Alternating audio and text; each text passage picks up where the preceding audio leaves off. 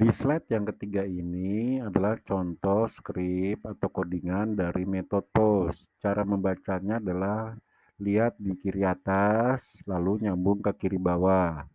Sementara hasil gambar, maaf, lihat di kiri atas, lalu ke kanan atas, contoh skripnya. Sementara di kiri bawah dan kanan bawah adalah hasil dari output. Oke, saya jelasin dulu ya. Dimulai dari codingan pertama. Oke, contoh dari metode POST ini. Tahap pertama adalah membuat file HTML yang di sini saya beri nama form post HTML. Kalian lihat di baris 1 itu udah berbentuk tag form ya, di mana actionnya adalah proses titik post PHP dengan metode adalah post. Nah, di sini form action ini adalah proses post titik PHP nanti dia akan mengakses suatu file yang namanya proses post titik PHP ya. Begitu disubmit dengan begitu ngeklik login yang ada di baris ke-9 otomatis dia akan menuju ke proses post titik PHP. Jelas ya, di mana datanya ini adalah data username dan password. Oke, begitu ini di run, hasil runnya itu kalian lihat hasil lihat bawahnya adalah hasil di kiri bawah untuk apa script yang kiri atas itu hasilnya di bawah ya.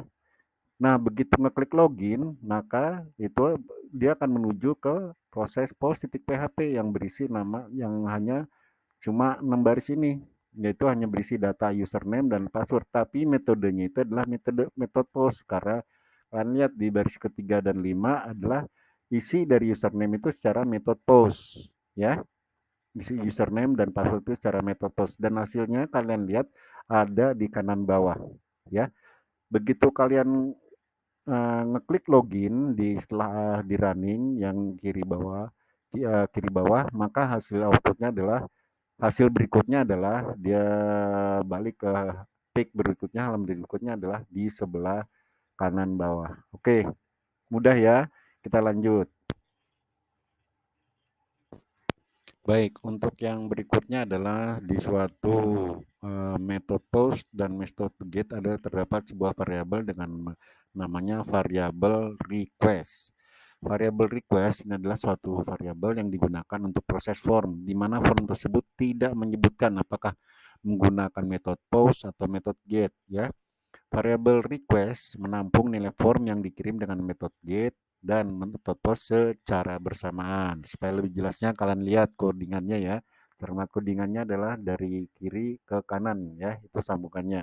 Berarti seperti tadi ada dua file. Yang pertama file HTML, yang kedua file PHP. Oke, kita lihat codingannya.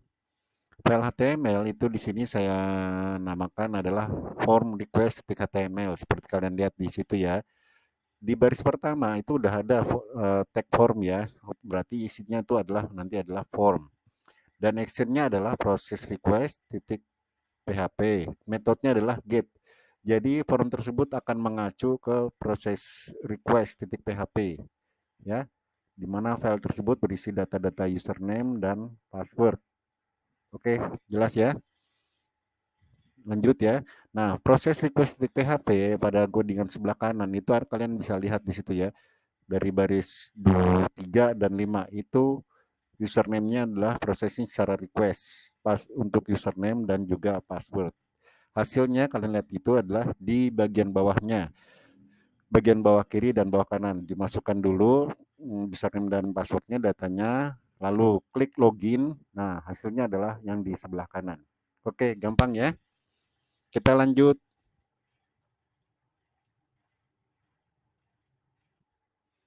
Pada pembahasan berikutnya yang ada di video kelima ini adalah tentang validasi form PHP. Validasi berarti mengecek keabsahan ya, keabsahan atau kesahan. Oke, saya bacakan dulu. Validasi form berfungsi untuk memeriksa data inputan pada form agar sesuai dengan ketentuan pada aplikasi yang dibuat. Adapun jenis validasi form antara lain satu, validasi di sisi klien atau browser, yaitu adalah dengan menggunakan perintah di HTML untuk melakukan validasi. Ya. Lalu yang kedua, validasi di sisi server setelah data diterima oleh server. Validasi data dilakukan oleh program di sisi server. Baik, saya lanjutkan. Belum terdapat tata cara penulisan sintaks yang resmi dari PHP ya tentang validasi form ini. Sintaksnya bagaimana? Hal tersebut disebabkan jenis validasi yang beragam yang dapat dijumpai pada aplikasi. Oke ya. Nah, contoh-contohnya validasi apa aja? Ini adalah tentang validasi angka ya. Kalian lihat codingannya di situ setelah form method ya, setelah baris kelima itu di situ adalah labelnya, maksudnya jumlah barang itu maksudnya adalah eh, kalimat yang akan ditampilkan ya. Bisa itunya otomatis data yang diinputkannya adalah angka. Makanya input type-nya adalah situ number, lalu disubmit, lalu nanti akan diproses. Ini dengan menggunakan file HTML.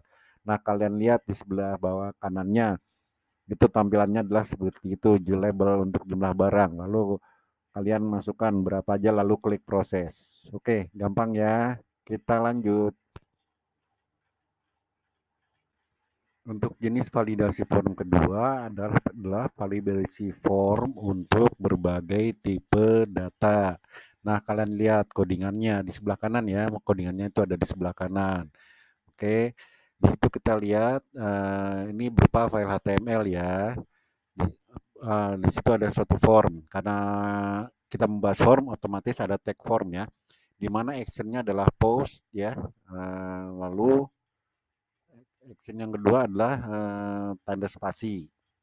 Dan pada baris ke-6 dan ke-7, input type-nya itu adalah teks ya. Misalkan masukkan tipe data apapun.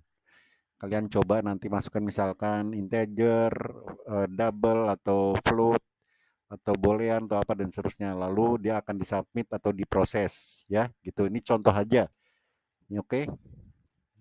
Dan hasilnya adalah kalian lihat yang di sebelah kiri.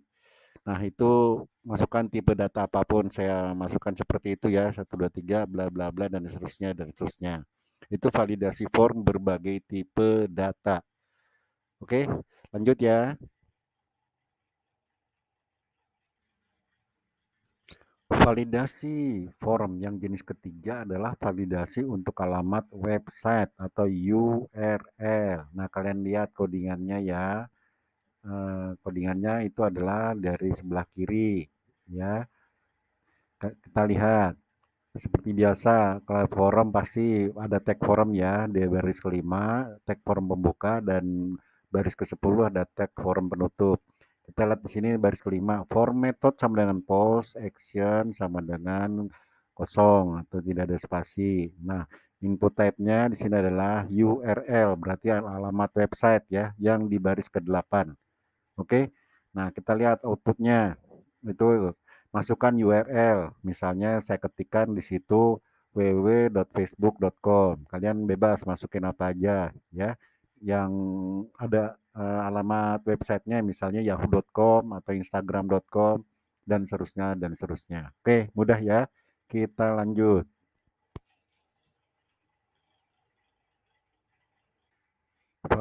Validasi berikutnya yang videonya ada di hadapan kalian ini adalah validasi email. Kita lihat ya skripnya seperti biasa. Skrip itu bentuknya seperti yang di sebelah kiri dan output adalah yang di sebelah kanan. Oke, kita baca sama-sama.